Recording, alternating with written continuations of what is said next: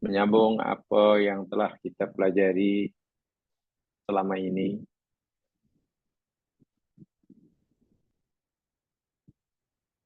kaitan dengan 15 nasihat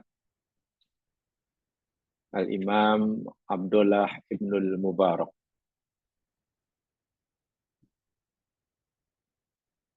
Pada minggu lepas, kita telah mulakan kajian kita nasihat Ibnu Mubarak yang ketujuh, berkaitan dengan tingkatan ilmu, atau mungkin lebih tepat tingkatan orang yang berilmu.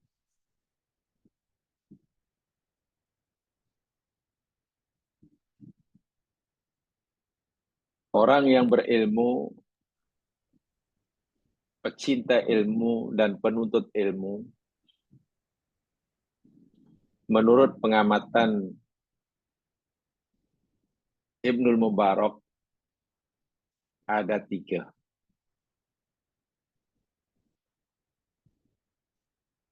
Yang pertama, yang di tingkatan yang paling rendah, orang yang berilmu, tapi wal'iyadu billah tsumma na'udzubillah, dengan sebab ilmu yang ia miliki, ia merasa pandai, merasa benar sendiri, akhirnya menimbulkan sikap takabur, sehingga sering menyalahkan orang,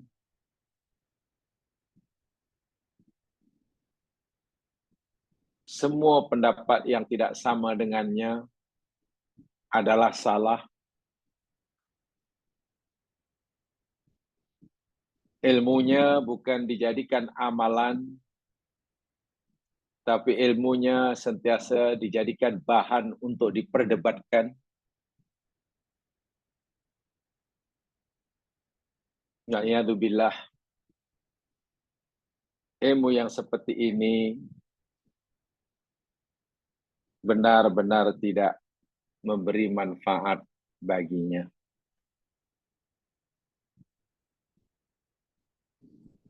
Seperti mana yang dikatakan oleh sebagian hukama yang kita pelajari minggu lepas, man kathura ilmuhu qalla inkaruhu 'alan nas.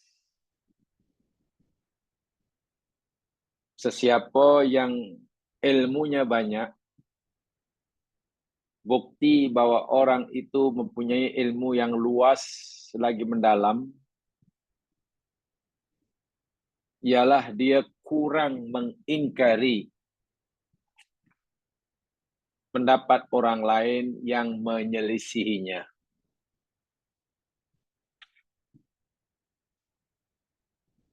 Katakanlah ia tahu 4 pendapat dalam satu masalah dengan dalil-dalilnya sekali.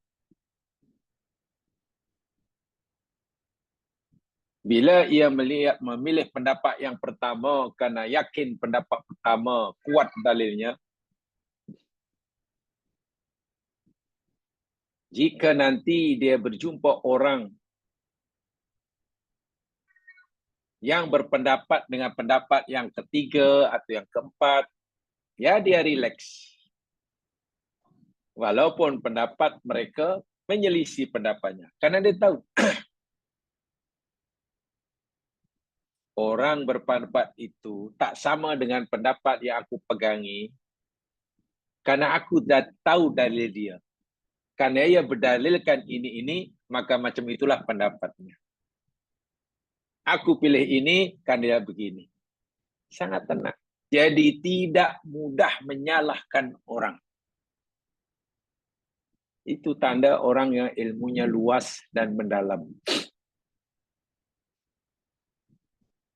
Kita sedih kalau jamaah mengikuti kembangan akhir-akhir ini. Terus terang secara pribadi, sesuatu pemandangan yang dipertontonkan yang kurang manis di kalangan sesetengah asatidah kita, guru-guru kita, yang hanya karena berbeza pendapat satu dengan yang lain, akhirnya mereka saling salah menyalahkan, rendah menekan di media sosial. Bayangkan. Minta maaf kalau kita katalah ingin membimbing umat, perbezaan pendapat, apalagi dalam perkara-perkara yang mungkin perlu kajian mendalam, sementara umat, orang awam, tidak pernah mengkaji kitab tersebut, apalagi secara mendalam. Kenapalah orang yang berbalah ABCD ini, ya sudahlah, bertemu sama sendiri, atau buat grup sendiri, grup WhatsApp di antara asatidah yang berbeza pendapat, dan diselesaikan di mereka, sehingga umat tidak bingung. Macam manalah orang itu saling menyalahkan ini. Allahu Akbar. Akhir-akhir ini sangat sedih ya mas sekalian. Akhirnya tengok, jangankan hanya orang lain yang hidup sezaman dengannya, yang tidak dikritik karena berbeza pendapat dengannya, ulama-ulama silam, para imam mujtahid, bahkan imam mazhab, itu pun seakan-akan dicari-cari kesalahannya, lalu diungkit-ungkitnya. Nanti ada wasiat yang ke-8 nanti. Jika katalah seseorang itu punya kebaikan yang banyak, punya ilmu yang luas, punya pendapat, kebanyakan pendapatnya betul, jangan hanya kerana satu pendapat yang salah, satu kesalahan, lalu jadikan alasan untuk merendahkan, menyerangnya. Seakan-akan berlaku hadis Melayu, akibat nilas titik rusak susu sebelanga. Wa'iyadzubillah, tidak boleh. Seseorang tidak boleh dikeji, tidak boleh seorang itu direndahkan, hanya karena kesalahan yang satu kesalahan, sedangkan kebaikannya banyak. Tidak boleh sama sekali.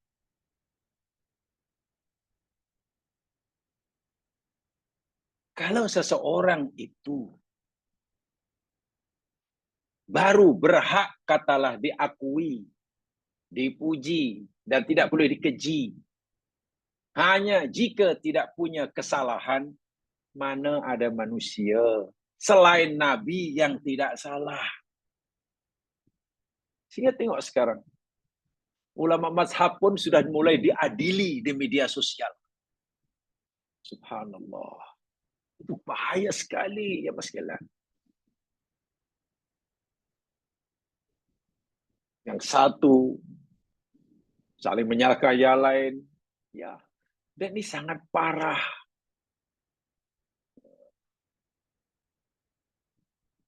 Generasi pertama dahulu masanya dihabiskan untuk menarik non-Muslim masuk Islam.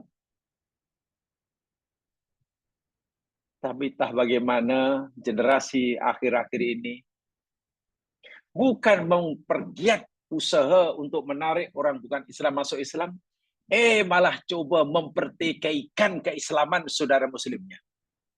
Ini kan pelik nih. Umat dahulu berdakwah mengajak orang bukan Islam masuk Islam. Sekarang ada semacam kecenderungan setengah pihak.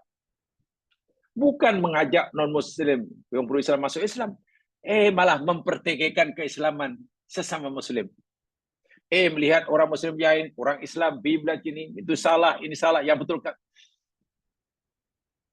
Apa ini agak-agak yang dikehendaki oleh Nabi daripada umatnya bagi mentekan Islam. Alangkah bijaknya kita jika kita katalah orang yang ngerti agama, yang berbeza pendapat antara kita, buatlah grup WhatsApp sendiri, grup pengajar agama, guru-guru saja. Dan orang awam tak boleh campur. Sehingga bila ada peristiwa diselesaikan secara mereka. Jangan dilontarkan, dijadikan, dipanggil santapan bebas dari bagi masyarakat awam. Dan itu bahaya. Itu bahaya.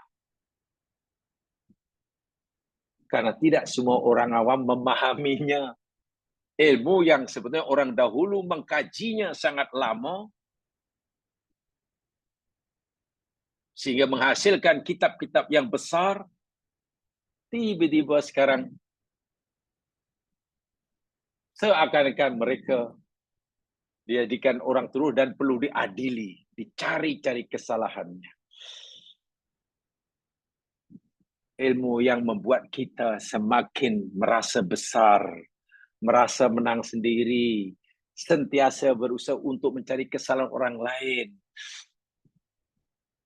Barangkali ini yang dimasukkan oleh Mubarak, jenis ilmuwan yang pertama. Dengan ilmunya malah membuat ia makin angkuh dan makin sombong.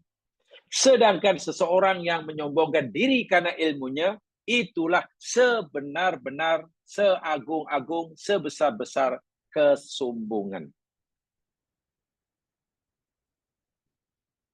Itu yang pertama ya, kita pelajari. Kemudian yang keduanya, golongan cendikawan yang kedua, yakni sesiapa yang sampai pada tingkatan kedua, dia akan menjadi orang yang tawaduk. Dengan ilmunya, ia semakin tawaduk. Karena dia tahu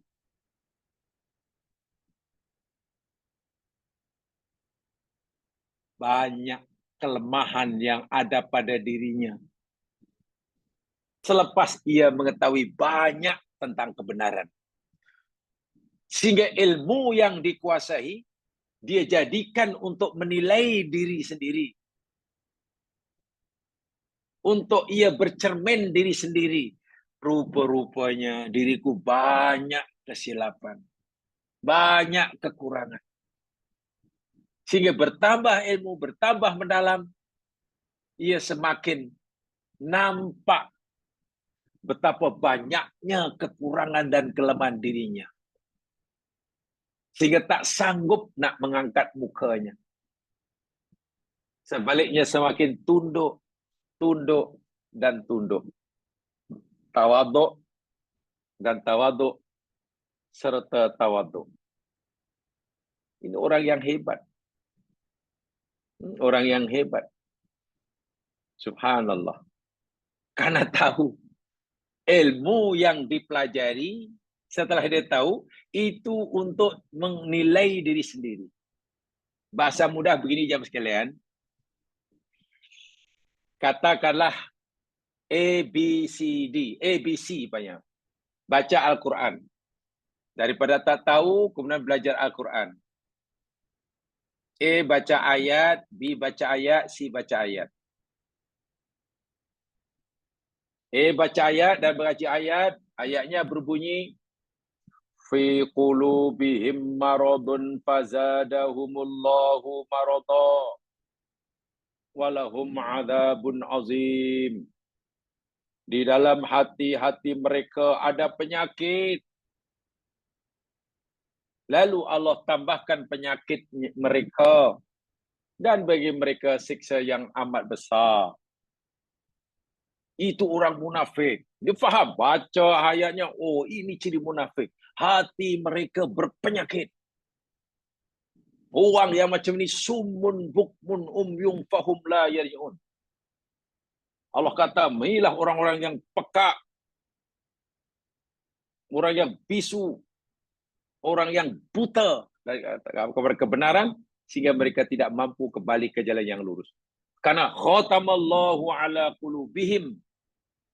Allah telah kunci hati mereka. dan seterusnya. Faham. Baca itu faham, tafsirnya faham. Lalu dengan faham itu akhirnya baru, lah sekarang saya baru tahu siapa orang yang Allah maksudkan ni. Lain tidak, yakni dia itu. Dialah orang yang Allah maksudkan dalam hati ada penyakit. Itu orangnya. Ayat ini diguna pakai untuk judge orang lain.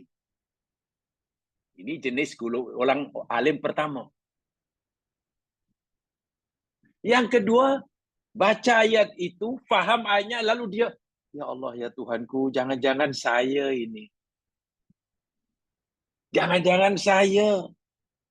Termasuk diri ini yang dikata oleh Allah dalam hati mereka ada penyakit. Jangan-jangan dalam hatiku ini penyakit. Dan Allah tambahkan.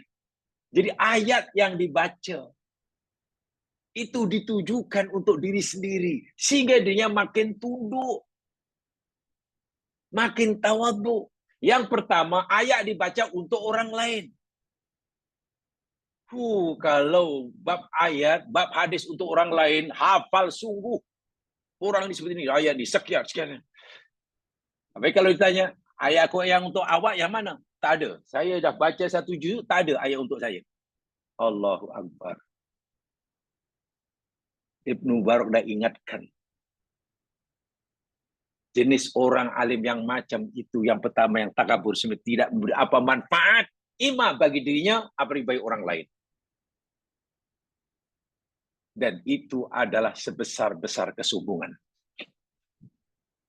Jadilah orang yang tawadhu. Makin banyak kita tahu, makin mengerti kita makna ayat, makin mengerti kita makna hadis, kita jadikan ia cermin diri kita. Lalu kita kata, ini jangan-jangan aku ni yang dimasukkan oleh Allah. Termasuk diriku ni yang artinya ada penyakit ini. Termasuk diriku ni karena wa idza qamu ila sholati qamu kusala. Bila mereka solat malas. Jangan-jangan aku ni malas solat. La yadhkuruna illa yura'una nas. Mereka riak. Allahu Akbar, tidak ikhlas solatnya. Riak. Mereka tidak mengingati Allah kecuali sedikit. Makin takut karena dia merasa. Karena yang paling tahu tentang kita, yakni kita lah. Orang yang paling tahu tentang kita, siapa kita? Kita lah. Tentulah Allah Subhanahu Wa Taala. Itu tawadhu. Itu baik. Rasa bersalah semakin besar, semakin sering. Setiap kali bertambah ilmu. Karena ilmu yang diyakini kebenarannya, rupa-rupanya amal dirinya, hatinya, jalan hidupnya tidak sama dengan ilmu yang ia ketahui. Dia malu, dia makin tunduk, lebih banyak istighfar, lebih banyak mohon pertolongan pada Allah agar Allah Subhanahu Wa Taala membimbingnya jalan yang lurus. Itu alim tingkat 2, itu bagus itu. Sangat bagus. Dan peringkat yang yang ketiga, sesiapa yang telah mencapai yang ketiga, yakni sesiapa yang sampai pada tingkatan ketiga, dia akan merasakan bahawa dia tidak tahu apa-apa. Masya Allah. Itu peringkat yang ketiga. Sesiapa yang telah sampai pada tingkat ketiga, dia akan merasakan bahawa dia tidak tahu apa-apa. Makin banyak ilmu, ia merasa makin tidak tahu. Allahu Akbar. Baik. Saya bacakan dulu apa kata Imam Asy-Syafi'i. Pengasas mazhab Syafi'i. Yang fatwanya banyak diikuti oleh majoriti umat Islam di negara ini. Tidak dipertikaikan ketokohannya dalam pemahaman agamanya.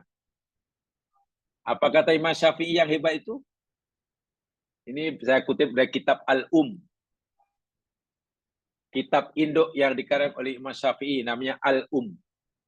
Senang beliau beri tajuk buku kitabnya Al-Um, maknanya ibu. Itu sehingga disebut sebagai kitab induk.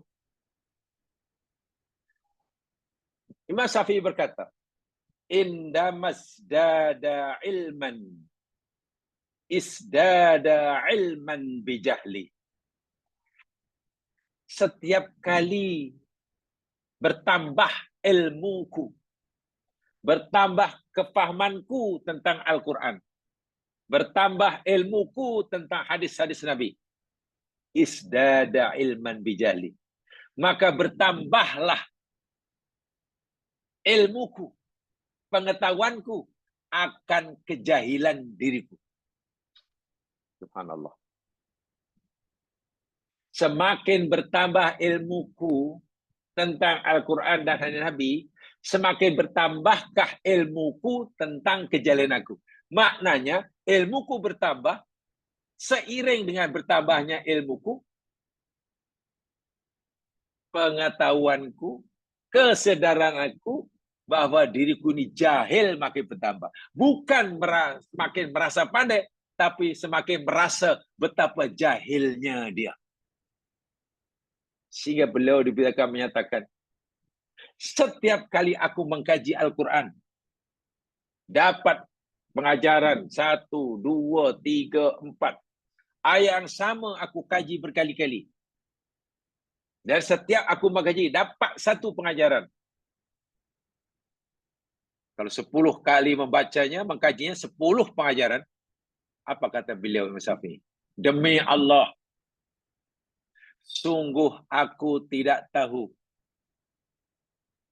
betapa banyak lagi yang aku belum tahu. Allahu Akbar. Demi Allah, sungguh aku tak tahu berapa banyak lagi yang aku belum tahu. Artinya semakin banyak bertambah pengetahuan tentang, dia semakin sedar betapa banyak lagi aku belum tahu. Itu orang jenis yang ketiga. Semakin tidak merasa apa-apa. Dan ini sesuai jamaah sekalian, rasa itu sesuai dengan sabda Nabi SAW. Hadis riwayat Imam Al-Bukhari. Daripada Masruq. Masruq berkata, suatu hari kami didatangi oleh sahabat Nabi bernama Abdullah bin Mas'ud radhiyallahu an.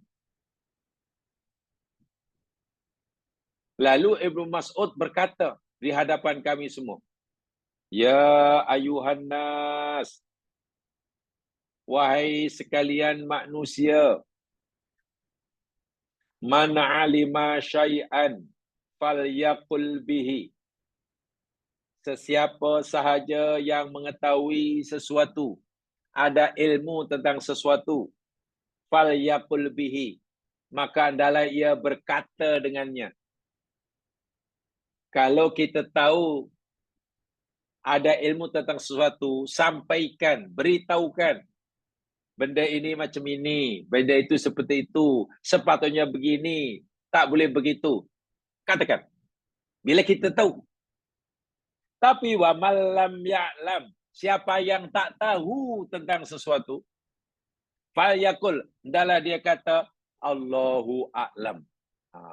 Ini ada dalilnya tu. Kalau tak tahu kata Allahu a'lam. Sudah. Fa inna minal ilmi, karena termasuk ilmu juga, jika orang itu tak tahu, dia berkata wallahu a'lam. Termasuk ilmu ialah bila orang tak tahu, dia berkata wallahu a'lam. Itu pun ilmu juga. Sekarang coba jamaah sekalian.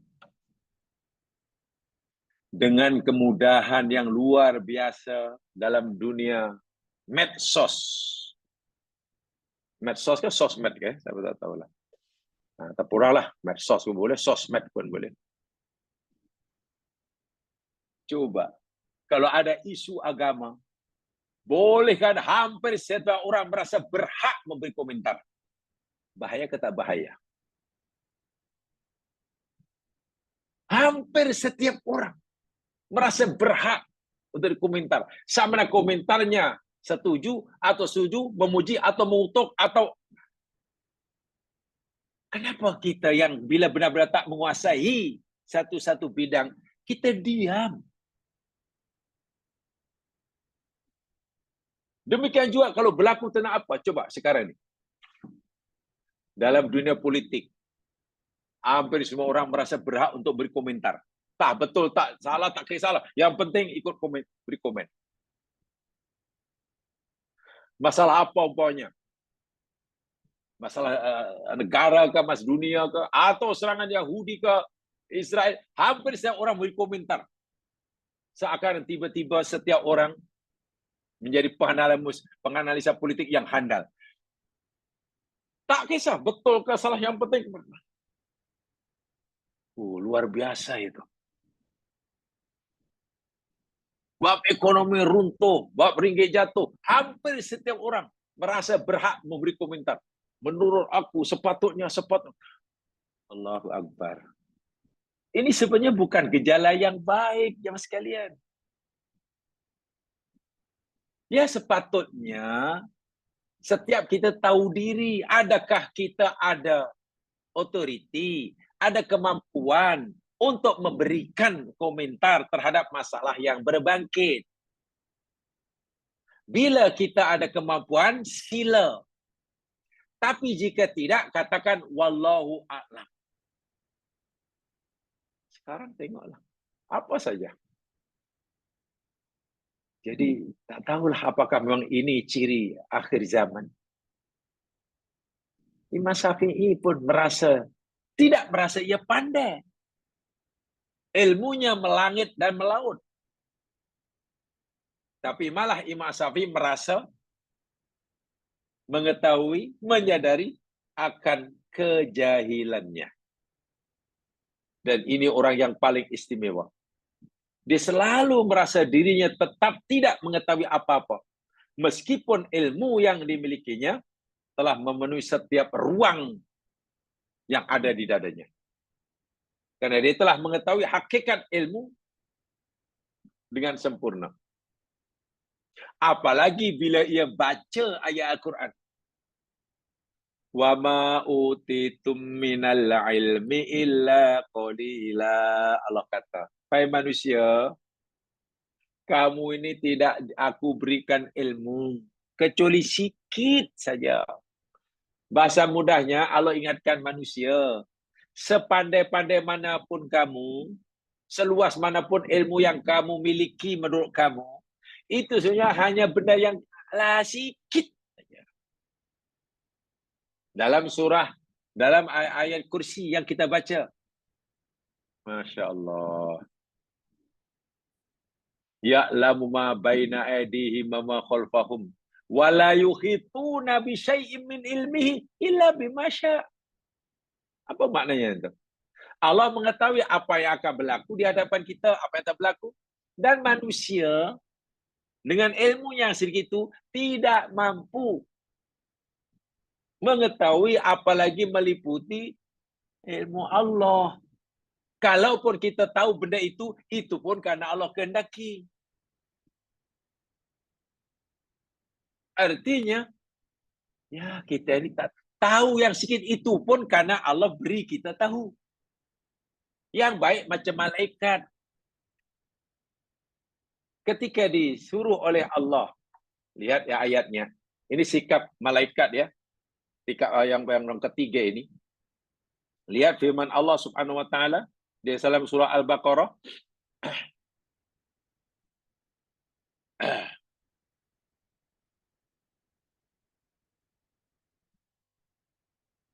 A'udzubillahi minasyaitonir rajim, surah Al-Baqarah ayat yang ke-32. Lihat.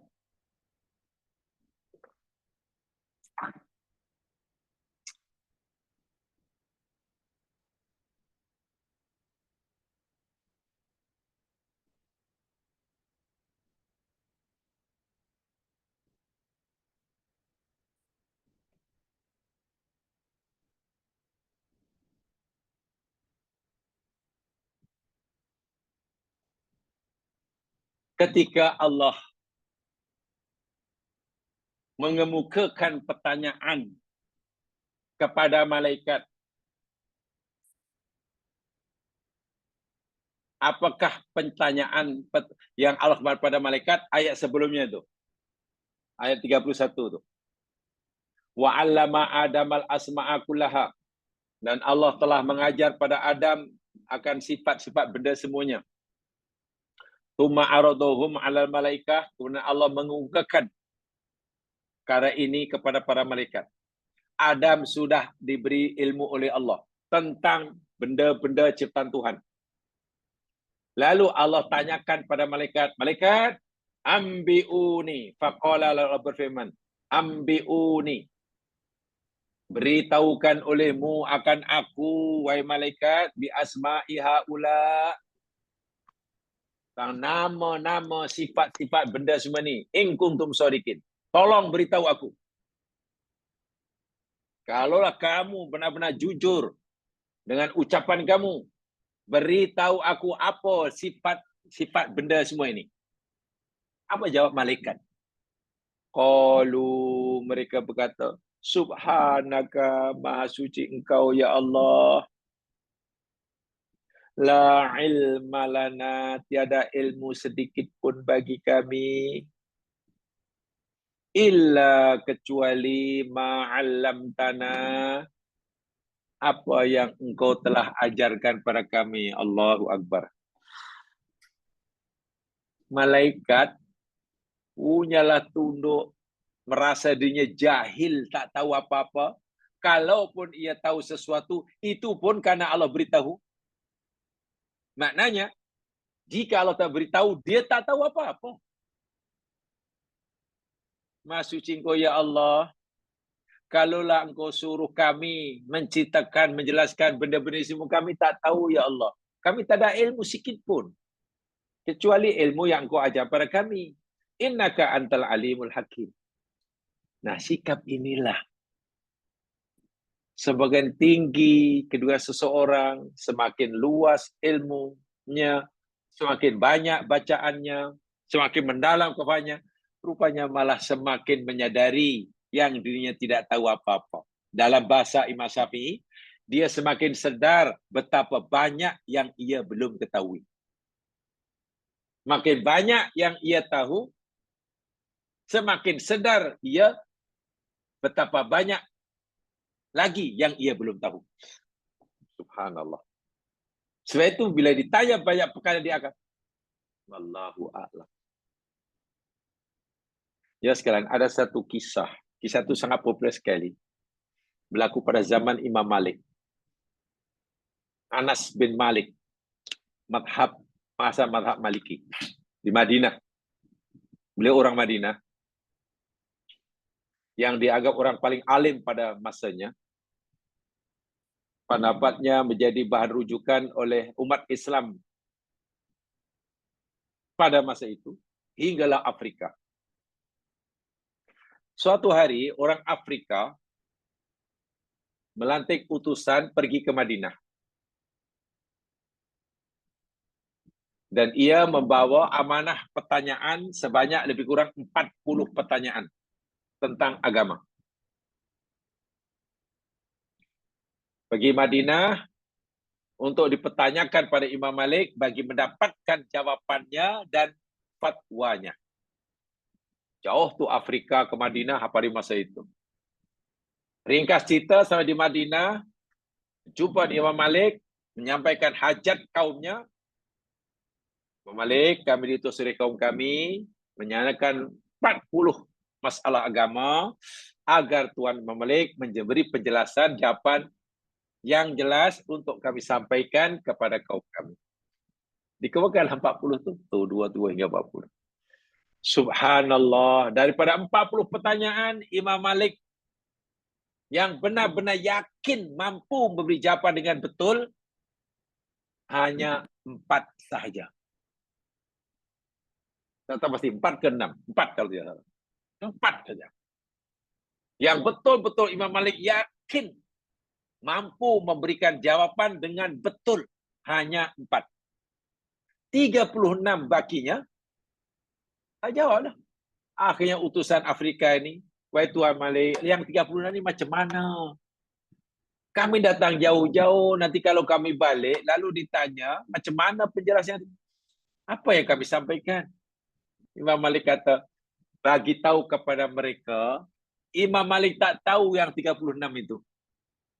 Bagi tahu saja pada mereka, wallahu a'lam. Tengok. Itu orang paling alim pada zamannya dan diakui hingga hari ini. Ada 40 masalah agama. Dia hanya bersedia dan mau memberi jawaban karena yakin itu paling benar. Hanya 4. Yang 36 dia tak tahu dan bingung, dia tak jawab. Sebab kalau kita tak tahu jamaah sekalian dan kita ingin menjawab, kemungkinan yang pertama, jawaban kita salah. Ya, karena kita tak tahu. Yang kedua, ya akhirnya kita mengarang-arang lah. Ngarang sana, ngarang sini, ngarang. Sebab itu orang yang paling bijak, paling mengerti. Bila kita tak yakin akan jawab, jawaban pertanyaan itu, jawab saja wallahu a'lam. Dan jawapan wa'lam tidak akan menjejaskan, mengurangi keilmuan seseorang. Tapi minta maaf. Ini minta maaf di segi adab ya sekalian. Karena mungkin kita sudah dijemput dalam satu majelis sebagai panel umpamanya. Sebagai panel.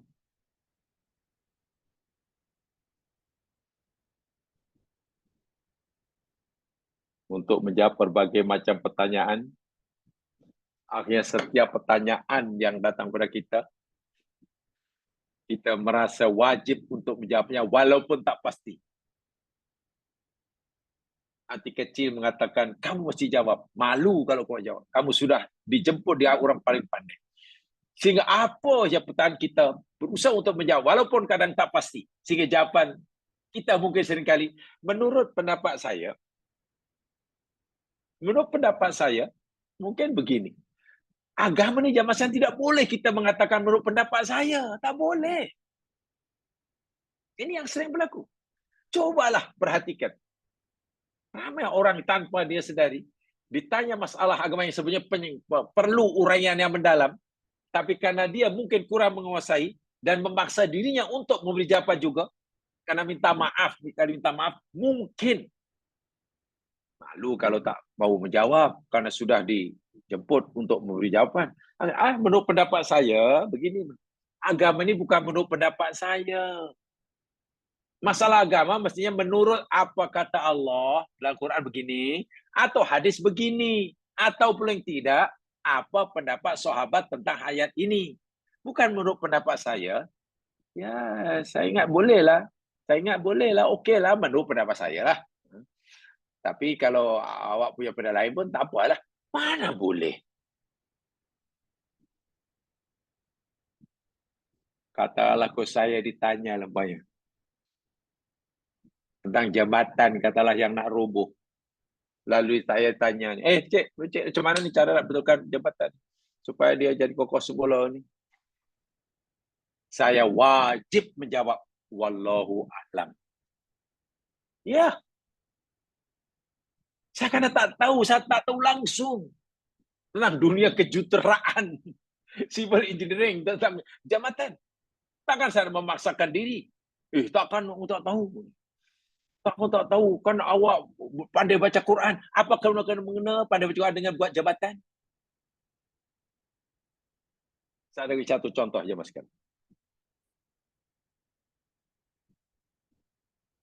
Kata kita pergi haji. Ini sekadar contoh ya. Pergi haji. Atau pergi umrah lah. Dah tiba balik umrah, dah sampai Jeddah, tinggal nak terbang. Kita pun dah masuk semualah. Boarding dah okey lah, tunggulah. Take off. Tiba-tiba umumkan. Ada pengumuman bahawa kapal terbang ini tak boleh terbang kerana kesemua pilotnya, co-pilotnya sakit perut umpamanya. Sakit perut. Ada yang muntah-muntah. Muntaber. Keempat-empat atau ketiga-tiga pilot muntaber. Tahu muntaber? Muntaber itu penyakit muntah berak. Itu muntaber namanya. Apa macam mana? Ya tak terbang lah. Lalu upaya ada cadang. Oh, tak apa, kita nanti. Apa kata kita lantik Pak Imam kita itu? Sebab Imam dia tuan guru pondok. Dia lama belajar di Mesir. Rumahnya pun, dinding rumahnya pun share dengan dinding surau. Siangnya puasa, malamnya qiyamul lail, baca Quran tak putus-putus. Apa kata kita lantik dia dari pilot? Selamat. Kan dia wali Allah. Wali Allah. Sudahlah, yakin aja lah ibadah Allah. Katakanlah kalau ada orang cadangan begitu ya mas kalian. Untuk berganti pilot yang muntaber tadi. Jamaah mau naik kapal terbang itu. Atau saya turun dah. Saya yakin kita semua akan turun. Tanah naik. Walaupun dia itu ulama besar. Puasa hari-hari istilahnya. Wirid panjang. Tapi apa kena mengena orang yang kuat ibadah ritualnya dengan kebolehan memandu kapal terbang? Tak ada kena mengena. Dan dia sepatutnya, kalau ditanya, silakan Syekh kan, oh wallah alam, saya tak berita, saya tak boleh. Ini bukan bidang saya. Ya kena begitu. Kena begitu. Demikian juga nanti pilot. Ditanya tentang masalah agama yang agak rumit, perlu penjelasan panjang lebar. Ya wallahu alam lah. Kena macam itu. Lainlah. Dia seorang penternak ayam, ditanya tentang penyakit ayam, ya jawablah dia. Layak. Ini. Kita sakit umpamanya. Kalau kita pergi dokter, tapi silap dokter. Sakit perut, waktu ini. Saya ingat dokter pakar. Memang dikatakan dokter pakar. Ya, balik kita malah tambah sakit. Rupanya dokter itu bukan dokter penyakit perut, tapi dokter kuda rupanya. Kan nanya kita. Kita dirawat macam dia merawat kuda. Kuda. Itulah agama. Jadi saya wallahu alam sudah. Bahkan orang menguasai satu bidang ilmu pun semakin tahu yang dunia banyak yang tak tahu. Allahu Akbar. Ilmu yang seperti ini yang kita mau. Semakin banyak pintu dan jendela ilmu yang dibuka. Semakin banyak pula didapati pintu dan jendela ilmu yang belum dibuka. Bahasa filosofinya. Semakin banyak pintu dan tingkap ilmu yang dibuka, dia semakin tahu rupanya masih banyak lagi pintu dan tingkap-tingkap ilmu yang belum dibuka olehnya. Justru, dia bukan hanya mampu tawaduk, bahkan lebih mulia daripada itu. Yang merasakan dirinya tidak tahu apa-apa. Mereka boleh saja tidak berdaya lantaran terlalu luasnya ilmu. Terlalu dalamnya ilmu yang dimiliki oleh Allah SWT. Jamaah sekalian. Kesimpulannya saya simpulkan apa kata Imam Al-Ghazali dari 3 golongan itu. Golongan yang pertama, yang dengan ilmunya ia makin sombong, orang ini masuk dalam kategori iqtisor. Bahasa Arabnya. Iqtisor. Hamzah, Qaf, Ta, Shod, Alif, Ro. Atau I, Q, T, I, S, H, A, R. Iqtisor. Yang sebetulnya daripada qasir. Qasir itu pendek. Jadi ilmunya kata orang, ya ibarat mata kail baru sejengkal. Wow. Bila kail baru sejengkal. Jangan duga luasnya lautan. Iqtisor. Orang yang kedua itu naik. Namanya golongan iqtisad. iqtisad. Hamzah, qaf, ta, shod, alif, dal. I, Q, T, I, S, H, A, D. D. Yang pertama tadi, R. Itu ya bisanya. Kalau yang pertama iktisor, ini iktisod. Maknanya pertengahan. Dia tidak berada di tingkat yang paling bawah, tapi dia juga belum berada di tingkat yang atas. Orang namanya orang iktisod. Yang ketiga, itu sudah masuk dalam kategori istiqsa. Istiqsa. Hamzah, sin, ta, qaf, shod, alif, hamzah. Atau kalau Romanais, I, S, T, I, Q, S, H, A, apostrofi. Apostrofi. Iqtisor.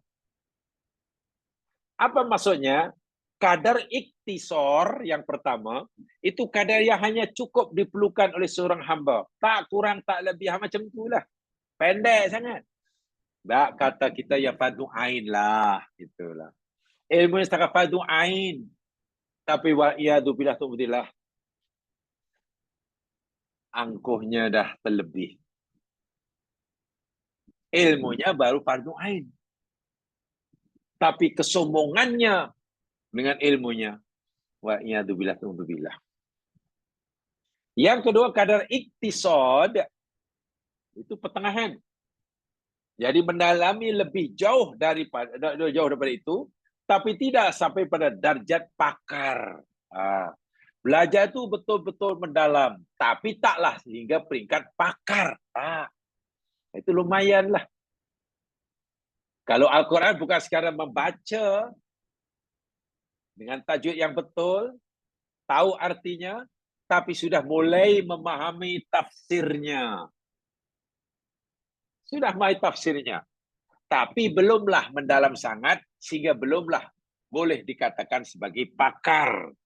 Itu namanya iktisad.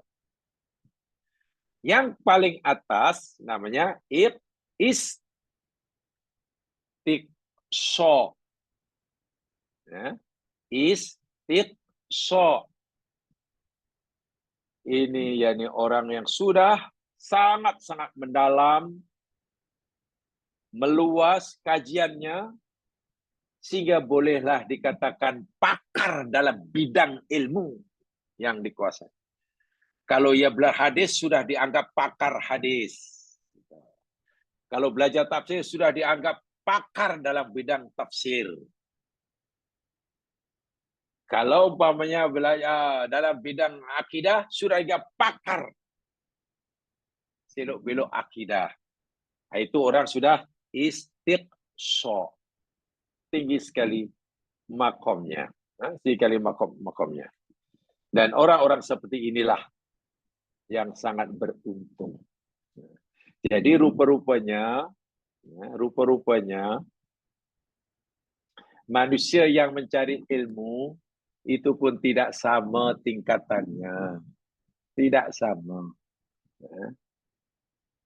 Makin mendalam ilmunya, makin tawadhu. Makin mendalam, lebih jauh, makin banyak, makin merasa dia tak tahu. Banyak yang dia tak tahu. Tak tahu.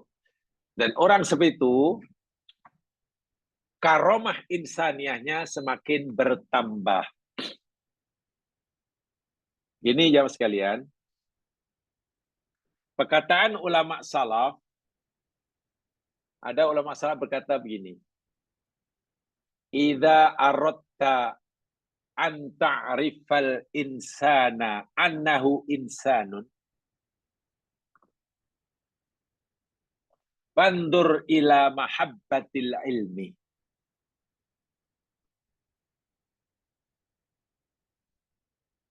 Wa in zada mahabbah, wa in zadat mahabbatu ilmihi, zadat insaniyatuhu. Apa artinya?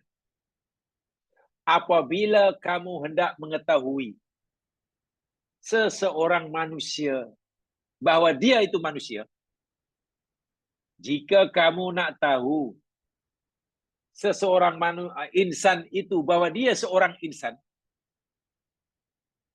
macam mana cara mengetahui bahwa seorang manusia itu benar-benar manusia? Kata orang-orang alim, perhatikan tingkat kecintaannya kepada ilmu. Perhatikan tingkat kecintaannya pada ilmu. Karena bila seseorang itu cintanya pada ilmu meningkat, maka akan meningkatlah karomah insaniahnya. Kemuliaan kemanusiaannya akan meningkat. Yang boleh meningkatkan kemuliaan kemanusiaan diri seseorang itu, yakni kecintaannya pada ilmu. Bila cintanya pada ilmu makin bertambah, maka karomah insaniah bertambah. Bila cintanya pada ilmu berkurang, maka kemuliaan kemanusiaannya, insaniahnya pun berkurang. Jika cinta pada ilmu tidak ada,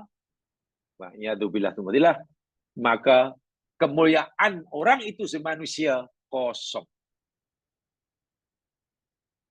Kata ulama ini memang sangat pedas dan sinikal. Sekarang coba. Kalau kita ditanya, adakah Anda suka makan? Insya Allah setiap kita pun jawab, ya, saya pun suka makan. Kita suka makan. Tapi minta maaf, apa kita pikir lembu juga tak suka makan? Lembu pun suka makan. Makhluk yang suka makan. Apa kita suka berjalan-jalan? Ya, suka. Binatang pun suka berjalan-jalan. Apakah Anda suka untuk bermain-main dengan keluarga? Ya, suka. Masya Allah.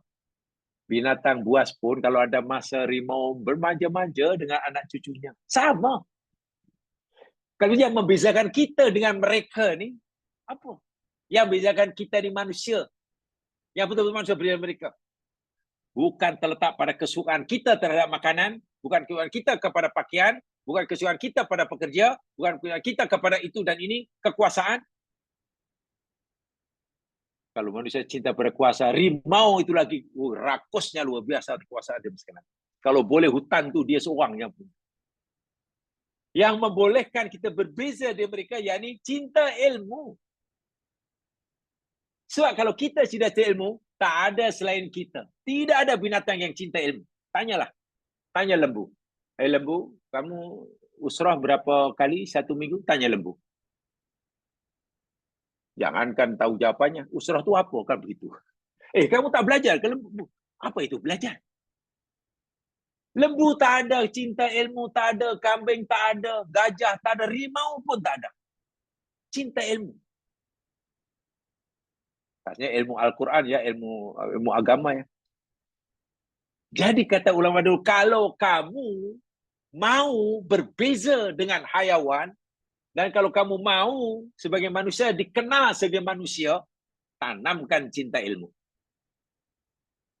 Begitu kamu sudah tidak ada lagi cinta pada ilmu, kata ulama ya, mana kamu tidak ubahnya seperti mereka.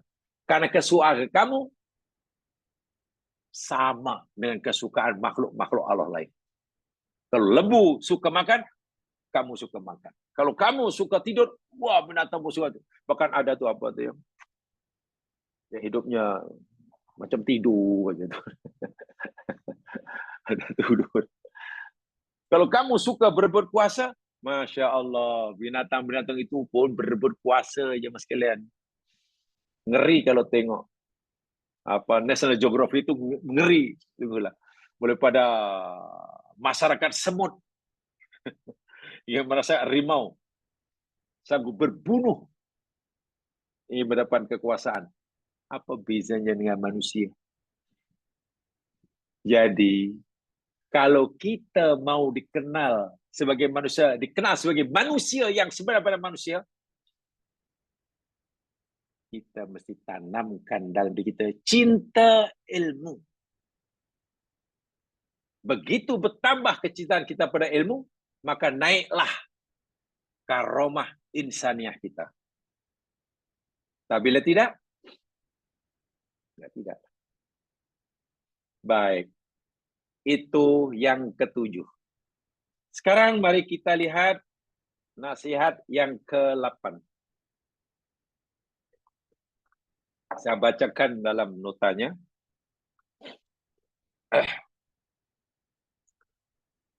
Nasihat yang ke-8. Ibnul Mubarak.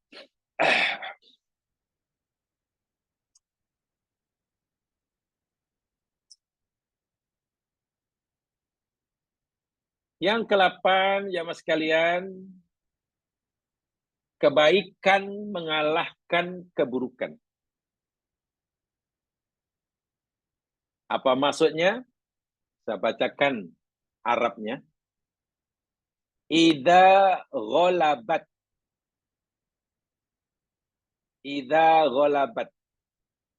mahasinur rajuli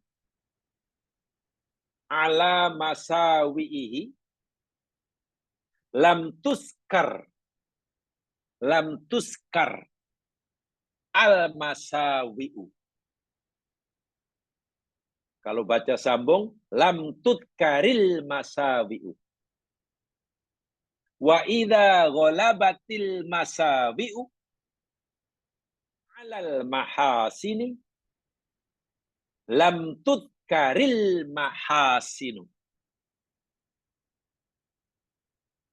Idza ghalabat mahasinur rajuli 'ala masawi'ihi lam tudkaril masawi'u.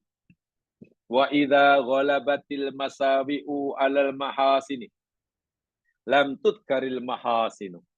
Artinya, jika kebaikan seseorang itu lebih banyak daripada keburukannya, maka tidak disebutlah keburukannya. Maknanya tidak boleh kita menyebut-nyebut, memperbesar keburukannya. Tak boleh. Apalagi kita mengutuknya hanya karena kesalahannya yang sedikit. Dan jika keburukan seorang itu mengalahkan kebaikannya, keburukannya lebih banyak daripada kebaikannya, maka orang itu tidak akan disebut-sebut kebaikannya. Kebaikannya tertutup dengan keburukan, maka orang terkenal sebagai orang yang buruk. Kebaikan orang itu menutupi keburukan sedikit, maka orang terkenal baiknya. Baik. Begini. Ulasan ulama terhadap nasihat Ibnul Mubarak ini. Pertama, saya ingin sampaikan yang dikatakan oleh Al-Khatib Al-Baghdadi dalam kitabnya Al-Kifayah. Di situ tidak saya cantumkan ya. Begini. Riwayat daripada Malik bin Anas. Beliau berkata, Sami'tu Zuhri yaqul, kata Malik bin Anas, aku mendengar Imam Zuhri berkata, Sami'tu Sa'id bin Musayyab. Kata Imam Zuhri, aku mendengar Sa'id bin Musayyab. Ada orang baca Musayyab, ada orang membaca Musayyib.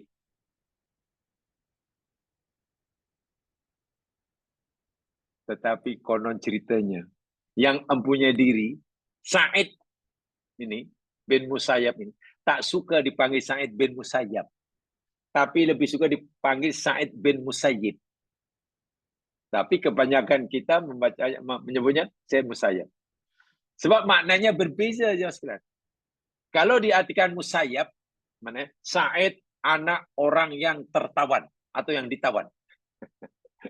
Anak tawanan. Dan hina kan. Kalau Musayyib yang menawan. Oh. Musayyib yang menawan. Musayyab yang kena tawan. Tak apalah. Dia termasuk ulama tabi'in yang hebat. Sa'id bin Sayyid. Dia kata, laisa min syarifin wala alimin wala dir sultanin illa wa fihi aibun. Tidak ada orang yang mulia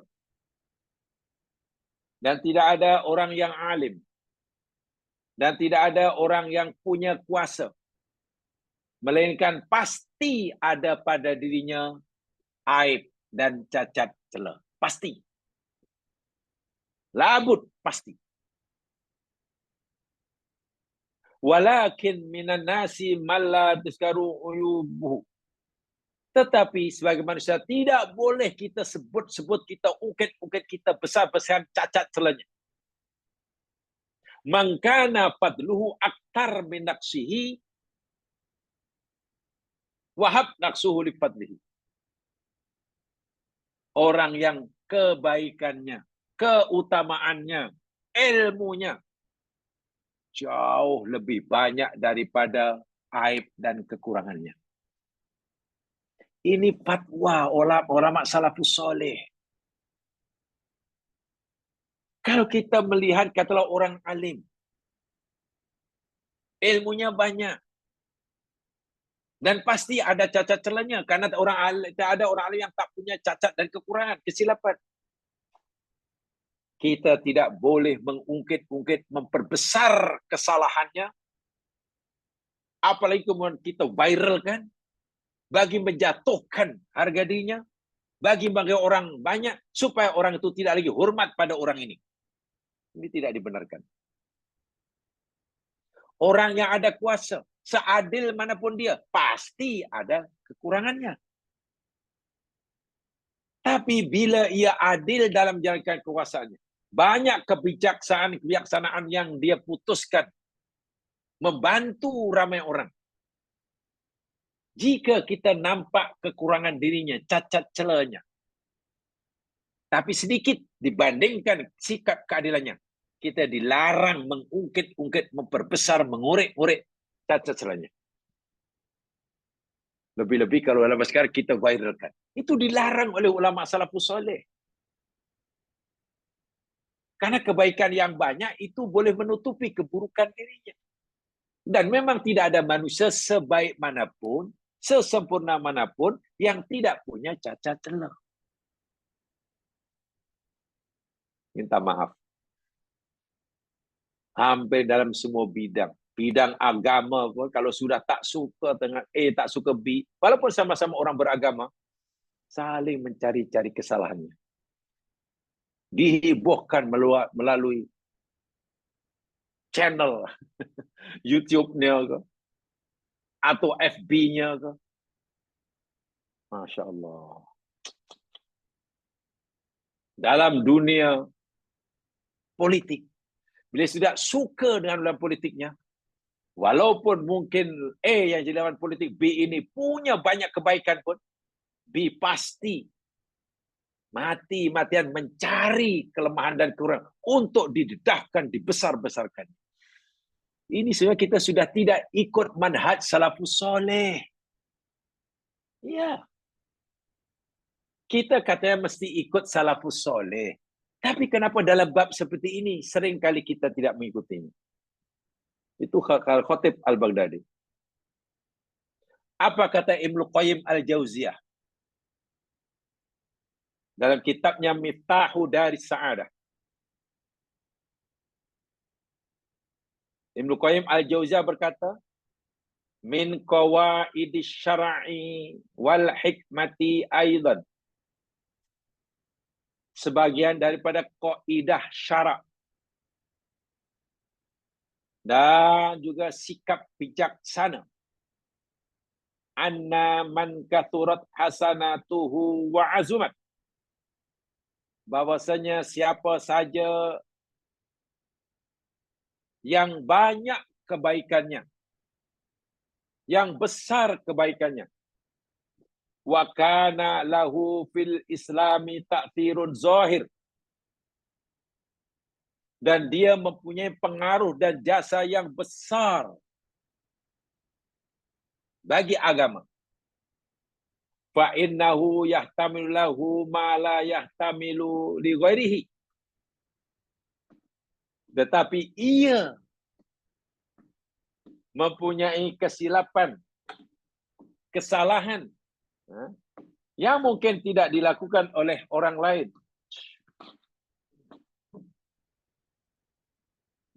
Yang mungkin tidak akan orang lain. Wa yufa'anu ma la yufa'an ghairihi. Dan adalah ia dimaafkan jika ada kesalahan itu. Fa inal maksiata qabut. Ya, maksiat itu memang yang keji. Tapi maksiat yang sedikit, kesalahan yang kecil dilakukan oleh orang yang begitu besar jasanya. Ibnu Qayyim mengumpamakan macam air yang telah mencapai 2 kolah, tiba-tiba dimasuki katalah najis yang kecil dan sedikit. Air sebanyak 2 kolah dalam ukuran fikah. Kemudian terkena najis. Ya, mungkin apakah? Tikus ke? Kecil aja. Yang tidak mengubah warna air, tidak mengubah rasa air, tidak mengubah bau air, air itu tetap bersih, suci dan menyucikan. Itu kias yang digunakan, analogi yang digunakan oleh Ibnu Qayyim.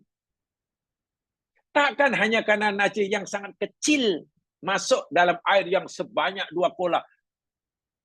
Lalu air 2 kolah itu kamu buang karena kamu kata itu najis. Tak.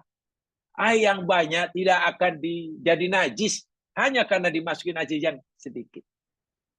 Warna, rasa, rupa tak berubah. Dia suci.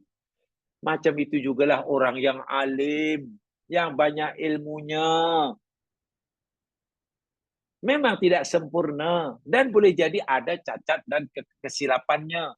Tapi janganlah kesilapannya yang satu yang segitu kamu besar-besaran dan kamu jadikan alasan untuk kamu menolak ulama seperti ini. Ingat sekarang apa yang berlaku jam sekarang? Yang masih tengah hot ini. Walaupun secara pribadi benar-benar itu bagi saya sangat-sangat disayangkan ia berlaku. Karena ada si fulan coba mengadili Imam Abu Hanifah. Masya Allah. Suatu hari nanti Imam Malik pun diadili, Imam Syafi'i diadili, Abu Bakar pun mungkin disalahkan. Kalau umat sekarang sudah mulai mempertikaikan ketokohan ulama-ulama dahulu, hanya karena kesalahan yang mungkin kalau itu salah pun salah yang sedikit, berbanding jasa mereka yang banyak. Lalu apa agak yang nak dicari oleh umat akhir zaman? Kalau ikut ulama dahulu tak boleh macam tu. Ulama dahulu yang luas ilmu itu ibaratnya kata Imam Ibnu Qayyim macam air yang 2 kolah yang suci untuk wudu itulah. Tiba-tiba termasuk dalamnya najis yang kecil, tidak mengubah warnanya, tidak mengubah rasanya, tidak mengubah baunya. Ya, dia tetap suci. Tidak menjejaskan sama sekali. Maafu. Bahwa najis tetap najis, ya. Tapi adakah najis yang kecil itu boleh mengusak, menyebabkan air 2 kolah itu jadi najis semua? Tidak, dia tetap suci. Adakah hanya karena kesalahan 1-2 pendapat ulama dahulu yang hebat-hebat ini, lalu kita jadikan alasan untuk mengutuknya, untuk menjadikan mereka seakan-akan orang tertuduh, berada di kadang salah untuk kita adili?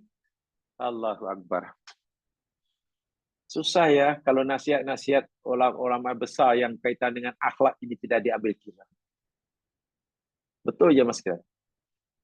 Belajar hukum hakam tanpa diikuti akhlak, ilmu itu akan menjadi sangat gersang. Gersang itu ya ibarat tanah tandus lah.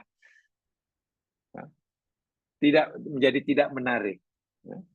Jadi tidak menarik. Bahwa najis tetap najis, ya. Itu bukan isunya. Najis tetap najis, iya. Tapi najis yang sedikit, yang kecil, tidak akan mampu membuat air yang banyak 2 kolah menjadi najis semuanya. Itu maksudnya. Kesalahan 1-2 pendapat ulama-ulama hebat dahulu, kalau itu dikatakan benar-benar salah, tidaklah menghapuskan kebaikannya. Dan kita tidak boleh menjadikan kesalahan yang sedikit itu dijadikan alasan untuk menolak mereka, memberi gelaran mereka yang tak baik, yang tak baik. Ya Alhamdulillah. Astagfirullahaladzim. Itu yang sepatutnya generasi kita ini. Bahasa kami dahulu, kata guru kami dahulu, kamu jangan macam itu, kamu kena tahu diri. Itulah. Kenapa begitu angkuh kamu? Tahu diri. Istilahnya, bahasa mudah. Dan ada yang mas sekalian, ada pendapat-pendapat seperti Ibnu Qayyim tadi dan juga Ibnu Bani bukan tidak beralasan. Ia berpandukan kepada hadis Nabi SAW yang diriwayatkan oleh Imam Turmuzi serta hadisnya Hasan daripada Abidar, Jundub bin Junadah dan Abdurrahman Mu'az bin Jabal. Daripada Rasulullah SAW, baginda bersabda, ittaqillaha haitsuma kunta wattabi'is sayyi'atal hasanat tamhuha. Takwalah kamu kepada Allah di mana saja kamu berada dan ikuti oleh kamu keburukan yang telanjur kamu lakukan dengan melakukan kebaikan. Karena kebaikan yang kamu lakukan selepas telanjur melakukan keburukan dapat memadamkan dan menghapuskannya. Wa khaliqin nas bi khuluqin hasan, dan bergaulah kamu dengan manusia dengan akhlak yang mulia. Kesimpulannya, sikap kita kepada orang yang banyak ilmunya, pada orang yang ada kuasa dan banyak jasanya, kepada orang-orang yang dermawan, kaya dan dermawan, banyak sedekahnya. Tapi mereka ini punya kekurangan, punya kesalahan, punya aib dan cacat celah. Bagaimana sikap kita kepada mereka? Ikut pahaman salafus soleh. Khasnya ikut pada ahli sunnah wal jamaah. Mauqifu ahli sunnah wal jamaah minal alim idza akhta'a annahu yu'tadar. Anahu yu'adzar fala yubda wala yuhjar. Artinya, sikap ahli sunnah wal jamaah,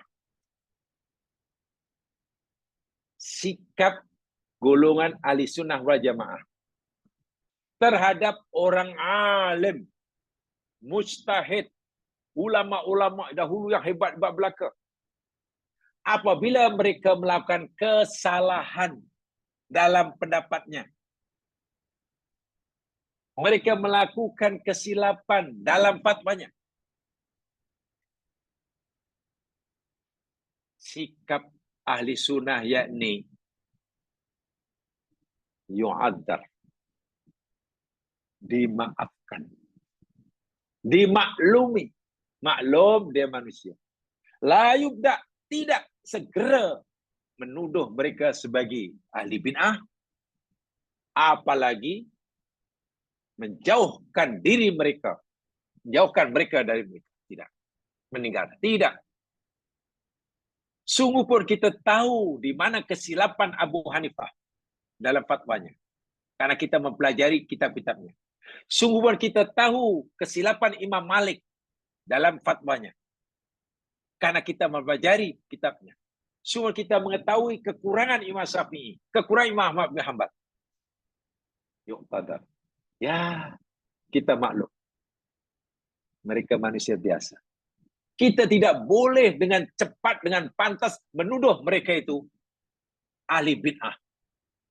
Karena pendapatnya mungkin bercanggah dengan hadis Nabi. Ini seringkali.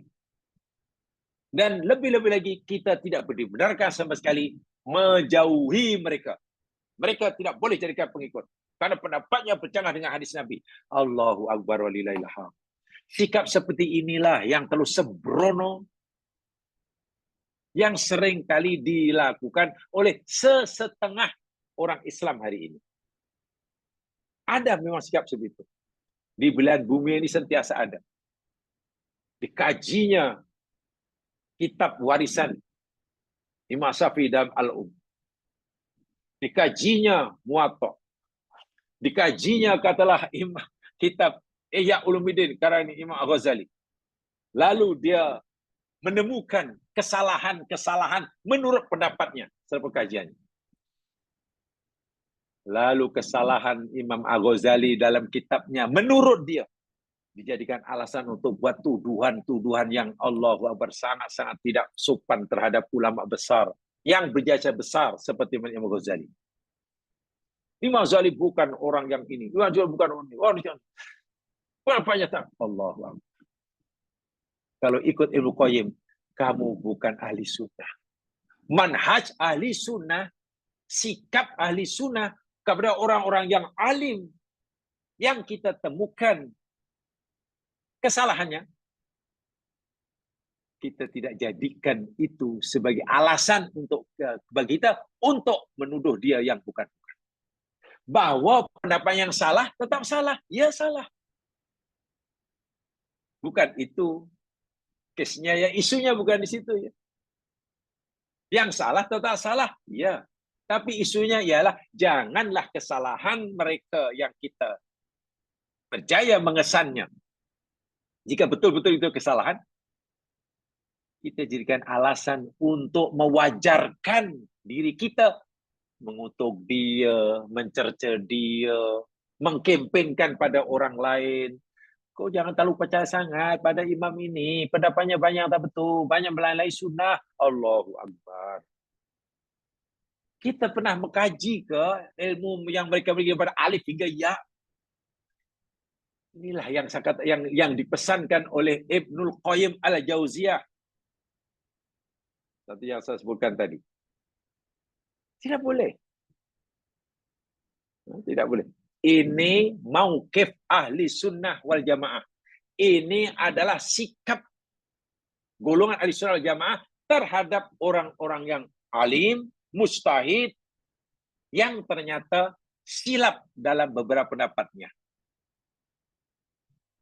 Kita dalam mengambil sikap si ahli sunnah, kita maklum, kan dia manusia biasa bukan nabi. Pasti ada salah lah. Ya, walaupun dia salah itu kita boleh tuduh dia itu pengamal bid'ah karena pendapatnya menyalahi hadis Nabi umpamanya. Jangan. Itu terlalu berat. Apalagi kita beritahukan pasal mereka awam, kita sudah perlu jangan baca kitab dia. Kitab dia itu tak boleh pakai. Allahu Akbar wa lillahilham. Sedih. Itu ya isunya ya Mas sekalian. Bukan kita tidak dibenarkan menunjukkan kesilapannya, jangan salah paham. Kalau memang betul-betul pendapat mereka salah, tidak salah kita mendedahkan kesalahannya. Bukan itu isunya. Saya itu kalau cerita tentang kepribadian orang-orang alim dahulu zaman sekarang, hati-hati. Jangan sampai kita menceritakan kepada mereka dengan gaya bahasa yang tanpa kita sedari memberikan message yang salah kepada audiens. Sehingga timbul rasa tak suka dalam hati audiens kepada tokoh yang kita ceritakan itu. Dan itu bahaya. Ulama besar punya jasa besar, walaupun ada kekurangan, makanya orang membencinya. Karena kejayaan kita mendedahkan kekurangan-kekurangannya. Dan itu benar-benar menyalahi mauqif ahli sunnah wal jamaah. Laisal ismatu li ahadin ba'da Rasulullah SAW. Jika mereka buat salah, wajar. Karena yang maksum hanya Rasulullah SAW. Dan tidak ada orang yang maksum selepas Nabi Muhammad SAW. Fala yaslamu alimun min khata'in. Tidak ada seorang pun yang alim yang boleh selamat daripada kesilapan. Wa man akhta'a la yutaba'u ala khata'ihi. Dan sesiapa yang melakukan kesalahan, kita tidak boleh mengikuti kesalahannya. Iya. Betul. Orang alim buat kesalahan, maklum, karena dia tidak maksum. Orang alim buat salah, kita tidak beragam mengikuti kesalahannya. Ya. Wala yutahu dzalikal khata' dari atun ila aibihi wa tahdhir minhu. Tapi janganlah. Nah, ini kita jadikan kesalahan itu, kita jadikan alasan untuk kita menjauhkan diri daripadanya, untuk mengajak orang lain menjauhkan diri padanya, minta maaf untuk membencinya. Itu yang tidak dibenarkan. Bal yutafaru khotohul qalil fi sawabil katsir. Bahkan sebaliknya, kesalahan mereka yang sedikit itu dimaafkan oleh Allah karena mereka ini punya kebenaran-kebenaran yang banyak. Kebenaran yang mereka lakukan sangat banyak. Salahnya sedikit. Nah, kesalahan sedikit itu maafkanlah. Allah maafkan. Kita pula malah kita jadikan alasan untuk mencelennya. Wa'iyadzubillah. Wa man kana min haula'il ulama qad madha. Siapa saja pada ulama itu yang telah berlalu mendahului kita, fa yustafadu min ilmihi. Makalah yang sewajarnya bagi kita mengambil manfaat faedah pada ilmu peninggalannya. Ma'al hadar min mutaba'atihi alal khata'. Dengan sentiasa waspada, berhati-hati akan kesalahan yang mereka lakukan. Kita baca kitab ulama dahulu. Kita ambil manfaat daripada ilmunya itu. Walaupun kita tetap berhati-hati dengan kesilapan, kesalahan pendapat beliau-beliau yang ada dalam kitab itu. Yang salah jangan ikuti. Tapi yang baik kita ambil. Begitu. Bukan malah kalau ini dalam kesan saya mengesan kesannya buku ini tak patut kamu pelajari. Ialah orang minta Allahu Akbar. Jangan. Jamaah sekalian, saya berani kata begini karena saya pernah ditanya. Betul-betul saya pernah ditanya. Dan saya terkejut dengan pertanyaan jamaah. Tapi bukan jamaah inilah. Tanya depan saya. Saya tanya, ya tanya apa? Saya akan berjawab insyaAllah kalau boleh. Boleh ke saya ni minat baca insyaAllah.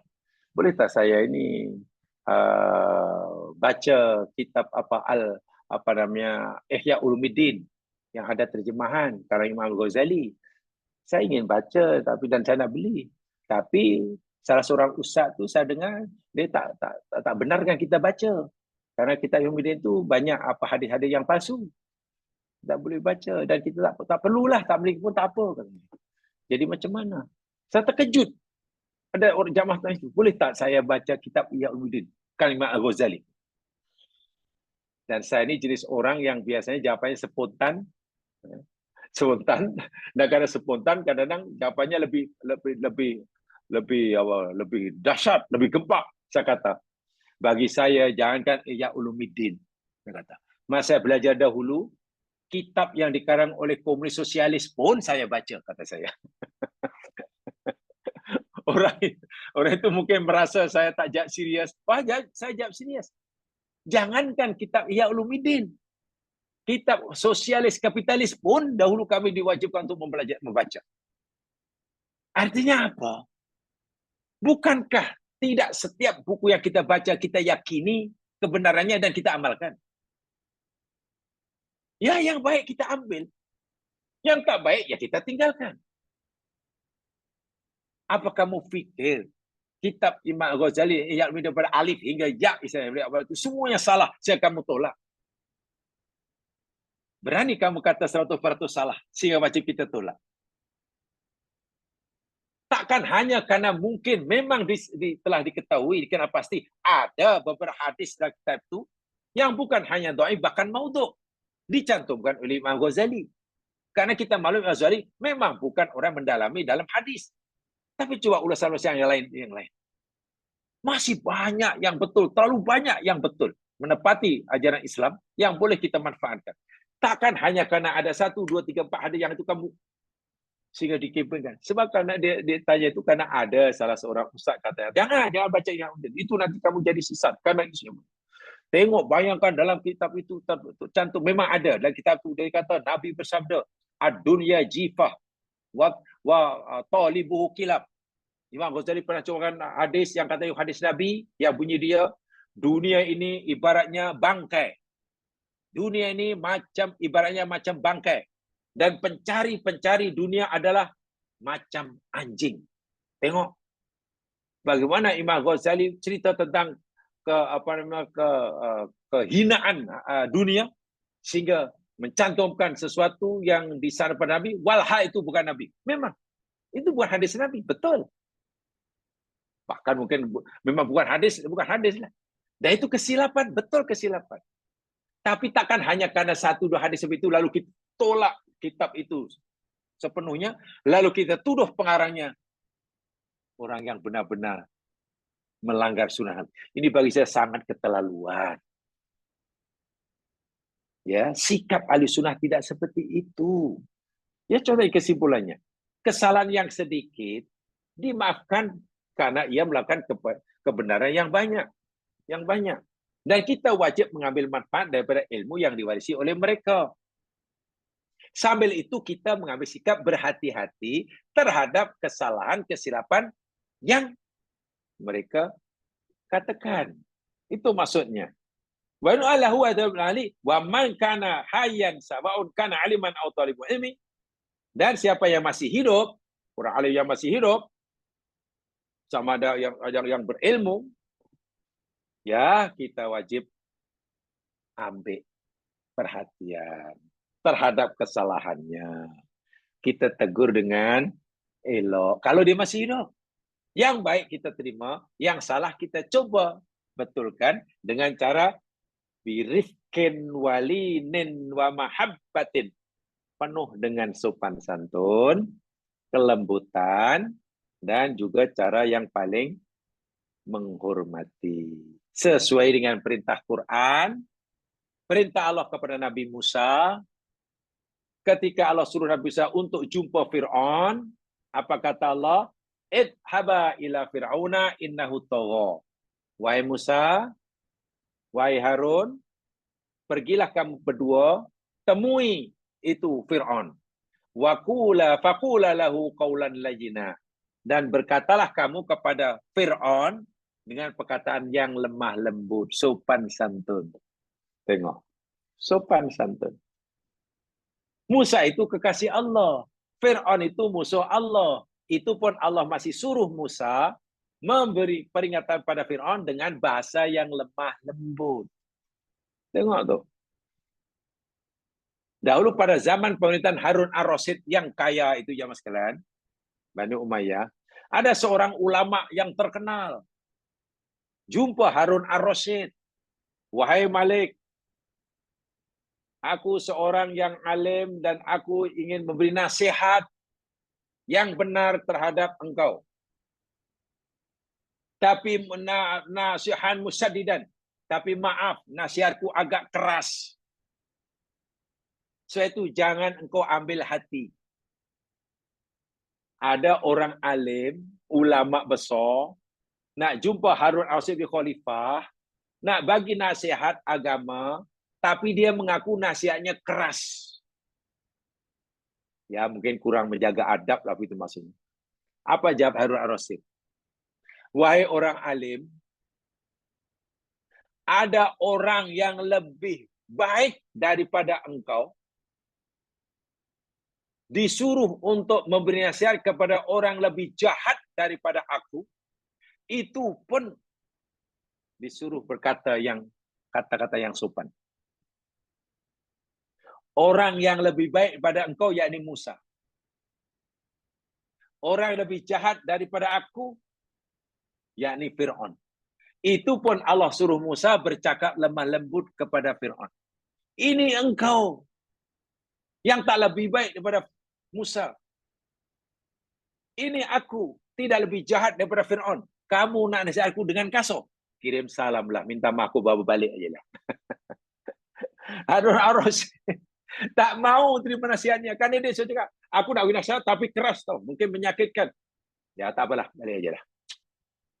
Musa pun masih wajib berkata sopan santun kepada Fir'aun. Ini kan pula hanya engkau nak cakap. Tak boleh, balik. Tapi tengok sekarang kadang-kadang mentang-mentang hanya nak beri nasihat pada orang yang nak di hati, karena hatinya sudah tidak menyukai orang di hati, dengan bahasa yang pelik-pelik meletup-letup. Ini sudah menyalahi pegangan ahli sunnah wal jamaah, jamaah sekalian. Iya. Akhirnya nasihat kita tidak kesampaian, tidak mengubah keadaan yang kita nasihati, ya paling-paling kita akhirnya dapat sok sendiri. Ya, yang penting ya kita dapat kredit sendirilah. Dan ini bahaya, ya ini bahaya. Jadi nasihat bukan betul-betul berniat untuk menjadikan orang di hati ini jadi baik, tapi hanya untuk memuaskan hatinya. Yang penting aku nasihat, dia mau dengar tidak, yang penting aku... Wah, akhirnya pun orang, kita pun seronok, karena orang panggil kita, gelar kita hero. Wah, kita hero. Hero, memang hebat. Awak yang berani. Dan kita pun seronok. Begitukah umat akhir zaman? Di mana coba adab salafus soleh? Sebab itu belajar tentang nasihat-nasihat ilmu barak sangat penting bagi orang-orang Islam hari ini. Sangat-sangat penting. Agama disampaikan ya tanpa adab, rusak ya Mas. Rusak. Ingat ya, Nabi menyampaikan agama Islam dan menjawab sambutan yang luar biasa hingga musuhnya yang paling membenci sebelumnya akhirnya meluk agama Islam menjadi sahabat karibnya. Karena Nabi dalam dakwahnya lebih selalu mengedepankan akhlak dan budi pekerti. Ya. Adab Nabi sangat tinggi. Ada Arab Badui datang ke Masjid Nabawi. Masuk masjid bukan nak solat. Ya, sahabat tengok, rupanya nak kencing dalam masjid. Dahsyat betul Arab Badui ini. Datang ke masjid terus kencing. Sahabat tengok Badui kencing ni apalagi nak mengamuk lah. Nak dikejar itu Yahudi. Nak dihalau. Nabi kata biarkan. Jangan ganggu. Selepas habis kencing, ada Badui keluar. Rupanya memang bukan untuk solat. Nabi malah suruh sahabat, nah sekarang dia sudah habis kencing, kamu ambil air, siram air. Siram air kencing dengan apa? Dengan air. Sahabat disuruh membasuh oleh Nabi. Lalu Nabi suruh Badui tadi datang menemui Nabi. Setelah Nabi Nabi bagi nasihat. Saudaraku, masjid ini yakni tempat untuk ibadah, bukan tempat untuk buang air. Maknanya lain kali kalau buang air di sana. Nabi mampu berlemah lembut pada orang jelas-jelas buat kesalahan. Coba kalau Nabi biarkan, katalah sahabat mengejar Yahud Badui yang sedang kencing tadi. Oh, Masya Allah, ya sekalian. Akhirnya air kencingnya bukan di situ, mungkin merata satu masjid. Habis bila dikejar pula panjat tiang masjid, lagi teruk.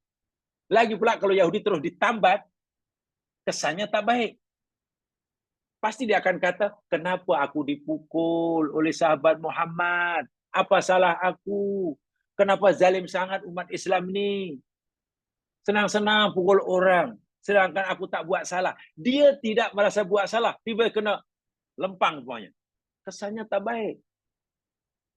Inilah saya katakan, Nabi ini sangat-sangat mengedepankan akhlak. Orang yang jelas-jelas melakukan kesalahan depan mata pun Nabi tetap dapat menyantuninya penuh dengan kasih sayang.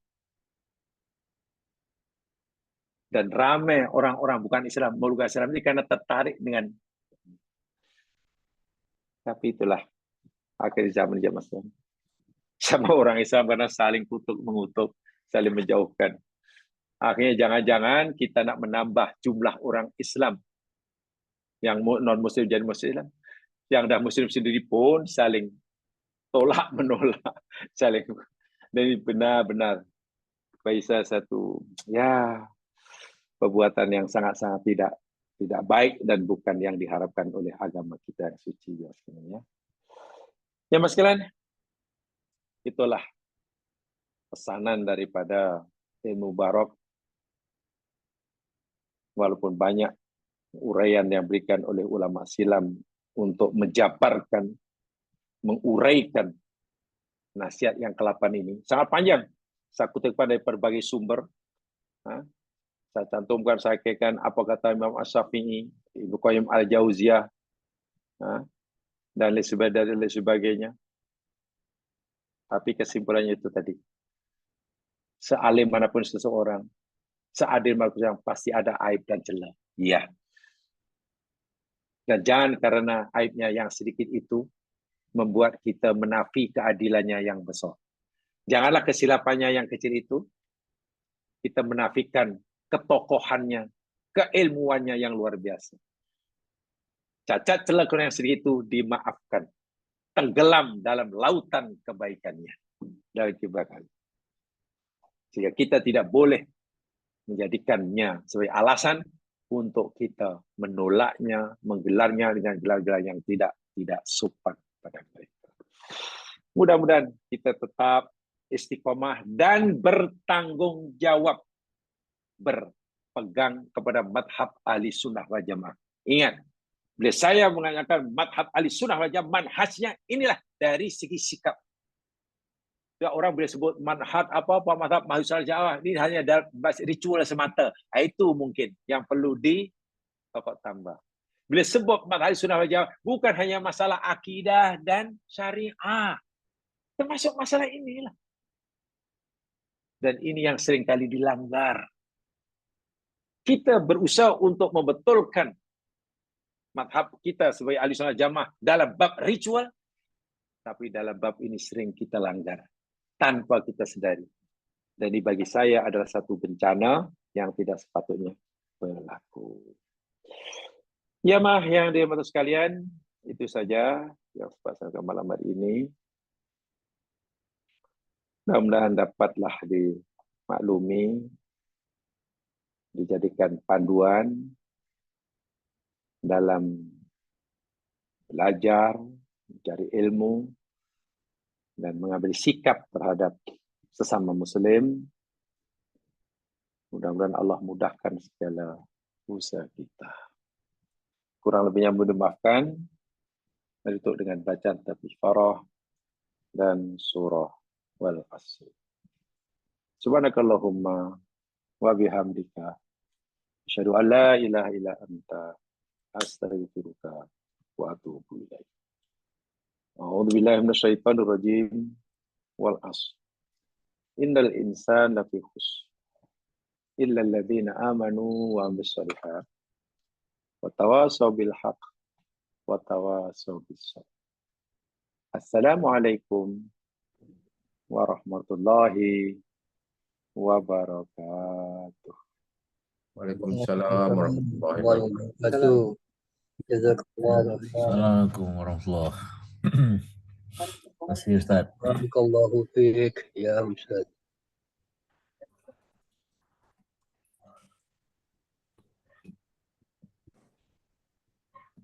Oke, assalamualaikum warahmatullahi wabarakatuh. Selamat malam semua.